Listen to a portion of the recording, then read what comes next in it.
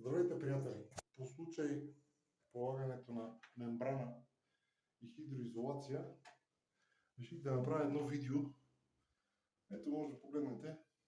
Хидроизолационната лента е текстилна на Mapei. Хидроизолацията е на целезит. Но какво беше основното, за да ме подтикне?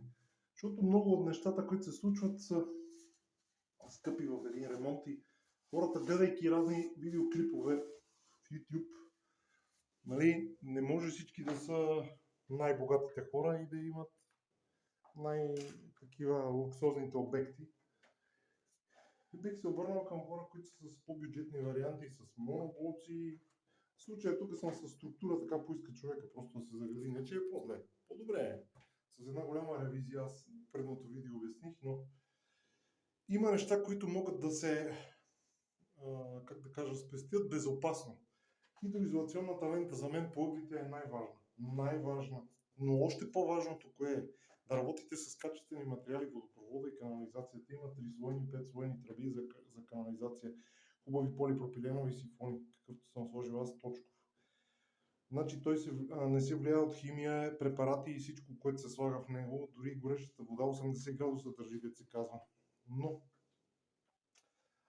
неизпълнена добре водопроводна инсталация или канализация, както и мембраната, пак ще повторя по ъглите, може да се заложи само мембраната, защото компрометираната част е ъглите, там пука, долу и по височина. Като най-усилено се действа там, където е душа, защото облива стените. И пускайте ги плочките с фуги, не без фуги, за да влезе фуга отзад, въпреки всичко фугата уплътнява. Разберете го това нещо.